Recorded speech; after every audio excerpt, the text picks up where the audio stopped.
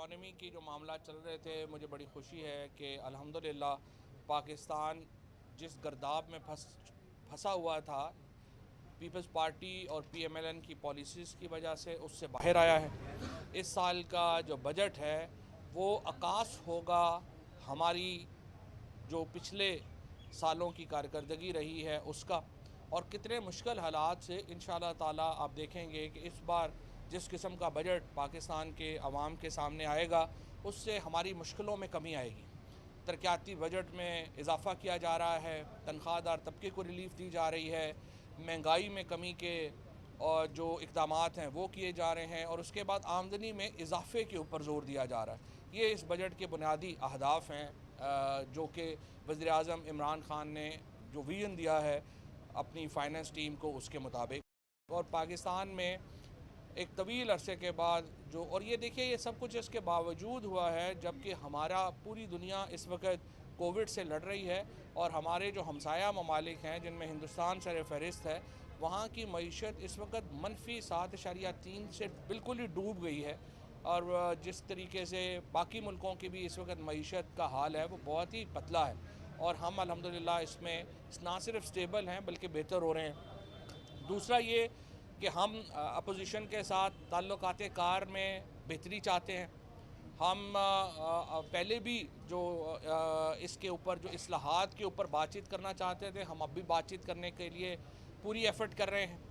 हम समझते हैं कि शहबाज शरीफ साहब और मरीम नवाज़ का आपस का झगड़ा ख़त्म हो तो फिर पीएमएलएन को फ़ैसला करे कि उनकी आखिर पॉलिसी क्या है। इसी तरह से पीपल्स पार्टी में बिलावल भुट्टो साहब का और अदी फरयाल की पॉलिसियाँ आपस में जुड़ी तो फिर वो फ़ैसला करेंगे कि पीपल्स पार्टी की पॉलिसी क्या है, और फिर जब ये दोनों क्लियर हो जाएंगे तो फिर फजलुर रहमान साहब की समझ आएगी कि वो क्या चाहते हैं, क्योंकि इन तीनों का किबला जो है वो एक दूसरे से मुख्तलिफ है। किसी को किसी की समझ नहीं आ रही, पार्टीज़ के अंदर लोगों को समझ नहीं आ रही कि किसको फॉलो करना है किसको फॉलो नहीं करना।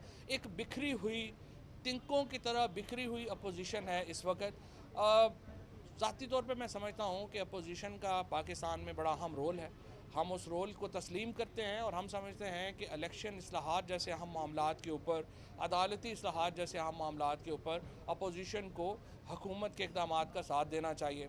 इस सिलसिले में हम इलेक्शन कमीशन को भी मिल रहे हैं। बुध को पीटीआई का जो वफ़द है उसकी मुलाकात होगी इलेक्शन कमीशन से, जिसमें हम जो ख़ुसूसन हमारी इलेक्ट्रॉनिक मशीन्स हैं, voting machines, electronic voting machines जिनको ईवीएम कहते हैं, हमने इलेक्शन कमीशन को ज़ोर दिया है कि वो उस टेक्नोलॉजी को अडॉप्ट करे और उसको पहले आप आज़माएँ, परखें, और अगर उसमें कोई नुक्स है तो हमें बताएं, और हम उसमें पॉलिसी फ़ैसले हुकूमत ने करने हैं, और हमने फ़ैसले करने हैं कि आइंदा इलेक्शन जो हैं वो किस तरीके से होने चाहिए, क्या होना चाहिए, रूल्स क्या होने चाहिए, रेगुलेशंस क्या होने चाहिए। इलेक्शन कमीशन एग्जीक्यूशन नाम है, अमल दरामद का इदारा है, और उन्होंने उस पर अमल दरामद करना है। लिहाजा इसके ऊपर हम अपनी पॉलिसी जो है वो इलेक्शन कमीशन को देने का इरादा जो है वो रखते हैं। तीसरा ये है कि इस वक्त जो पाकिस्तान की जो सूरत हाल है उसमें अल्हम्दुलिल्लाह बजट आ रहा है, वफाक में और सूबे में हम बासानी ये बजट जो है वो मंजूर होगा, क्योंकि अवामी फलाह का बजट है, और इसमें किसी किस्म की कोई पीटीआई को मुश्किल का सामना नहीं है। तमाम इत्तेहादी जो हैं उन्होंने इस बजट में अपनी जो हमायत है उसका यकीन दिलाया है, और इसके साथ साथ जो तमाम पीटीआई की कारकुन हैं वो इमरान खान की क़यादत में मुत्तहिद हैं। इत्तेहादियों ने तो आपको वादा कर दिया, लेकिन ये आपको लगता है कि अपोजिशन इन हालात में आपको सपोर्ट करेगी? सही, फारूक साहब आप भी कर तो दें। सर ये फरमाएं कि अपोजिशन ने ये डिमांड की है कि जो 1200 अरब रुपए की ऑडिट रिपोर्ट है कोरोना के हवाले से, कोरोना फंड के हवाले से, उसको पब्लिक किया जाए। सेकंड ये है कि बिलावल ने ये कहा है कि शहबाज शरीफ को ऑफर की है कि मैं अपनी पार्टी आपके हवाले करता हूँ, आप बजट का रास्ता रोकें। पार्टी तो बिलावल साहब ने पहले ही नवाज शरीफ साहब के हवाले कर दी थी, बल्कि मरीम नवाज़ ने पीएमएलएन पीपल्स पार्टी के हवाले कर दी थी। वो तो बाद में मुझे लगता है कि कोई तलाक हो गई, अदरवाइज़ तो दोनों ब्याह के एक दूसरे के घर चले गए थे, बट्टा सट्टा हो गया था, लेकिन वो अनफॉर्चुनेटली मेरा ख्याल है को बात बनी नहीं है, और दुल्हन नाराज़ होकर वापस चले गए हैं और वो वापस चले गए हैं। सो मैं तो चाहता था, हम तो चाहते थे कि ये शादी चलती रहे, लेकिन मुझे लगता है कि मौलाना साहब के जो छुहारे थे वो इतने तगड़े नहीं थे कि शादी बरकरार रहती। लिहाजा मौलाना साहब को अपना कंधा दोबारा पेश करना पड़ेगा। वैसे भी जो है उनके लिए अच्छा है, मौलाना फजलुर रहमान साहब का असल काम भी यही है, वो निकाह वगैरह कराया करें, सियासत तो उनके काम का नहीं है। अच्छा फवाद चौधरी साहब ये बताइए, चौधरी साहब ये फरमाइएगा कि जहांगीर खान तरीन ग्रुप के हवाले से ये कहा जा रहा है कि अगर अली जफर की रिपोर्ट पहले नहीं आती बजट से, तो बजट जो है उस हवाले से हम दोबारा फैसला करेंगे कि आया ये बजट पास होगा या नहीं होगा। इस तरह के तहफ़्फ़ुज़ात हैं कि जानबूझकर इस रिपोर्ट को लेट करवाया जा रहा है, इस हवाले से फरमाइए। जहांगीर तरीन साहब का जो पूरा एक समझिए कि धड़ा है वो पूरी तरह पीटीआई के साथ है। उनका जो लोग उनके खानों में जाते हैं वो ज़ाती ताल्लुक़ की वजह से जाते हैं, इसके अलावा उनका कोई और इस सरोकार नहीं है। जो वो तमाम MPAs और MNAs जो तरीन साहब के साथ जाते हैं उनके केस के ऊपर, वो एक ज़ाती ताल्लुक़ निभाने जाते हैं और इसमें कोई हर्ज नहीं है।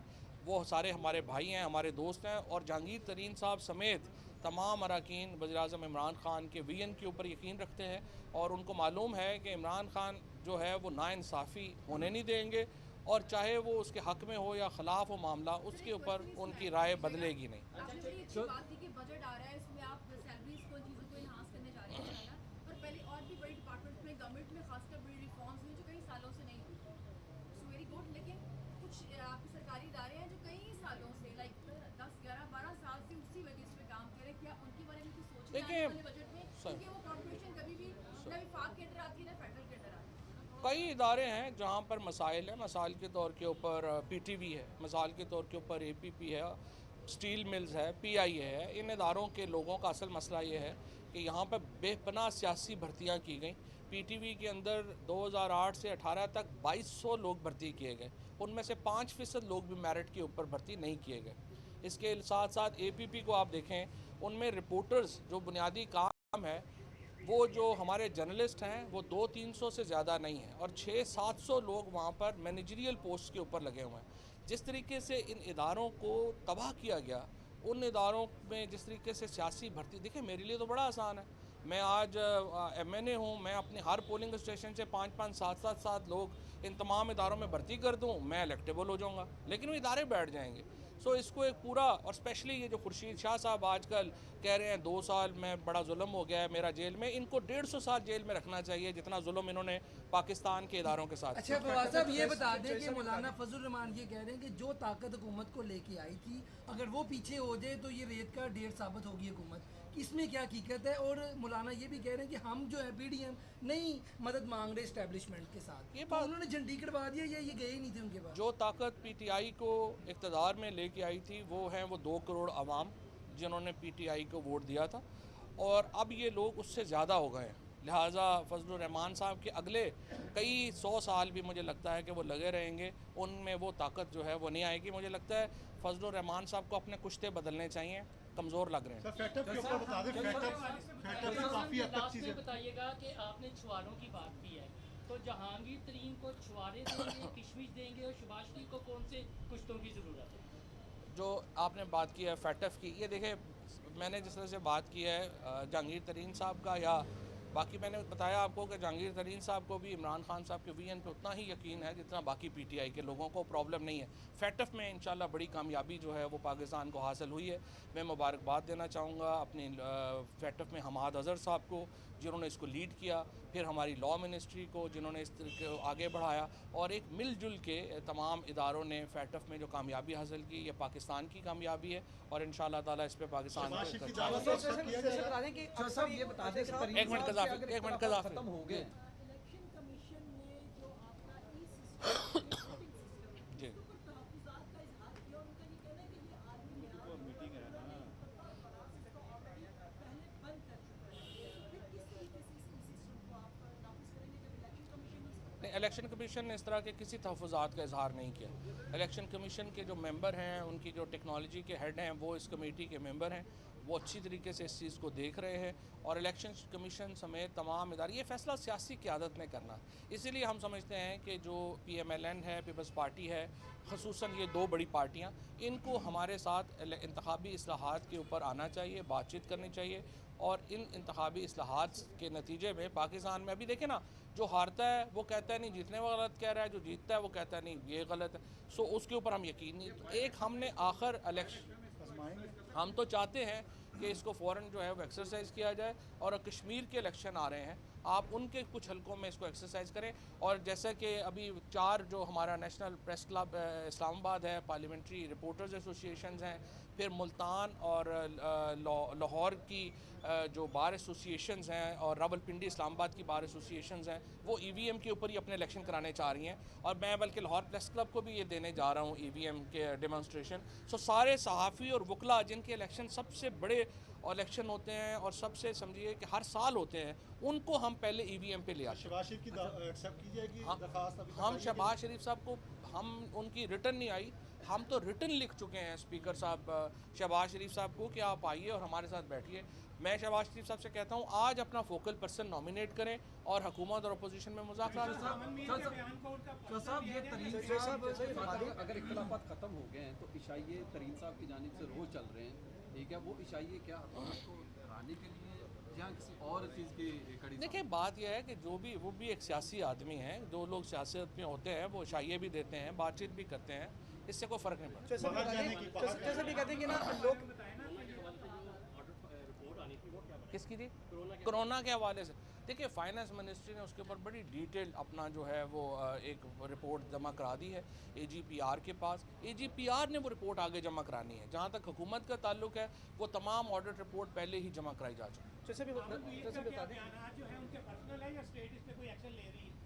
देखिए जी बात यह है कि पाकिस्तान में एक फ्री प्रेस है, हमारे यहाँ 112 के करीब प्राइवेट चैनल्स हैं, 43 के करीब फॉरेन चैनल्स हैं।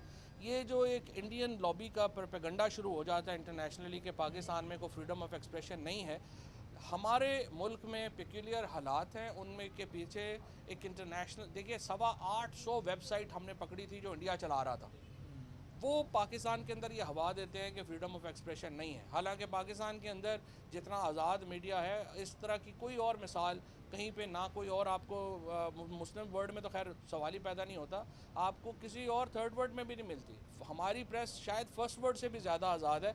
आप मुझे जर्मनी में ज़रा हॉलोकॉस्ट के ऊपर किसी जर्नलिस्ट को कहें ना ज़रा लिख के दिखाए, आप ज़रा इनको कहें अमेरिका में कहें ना इजराइल के ऊपर लिख के दिखाए।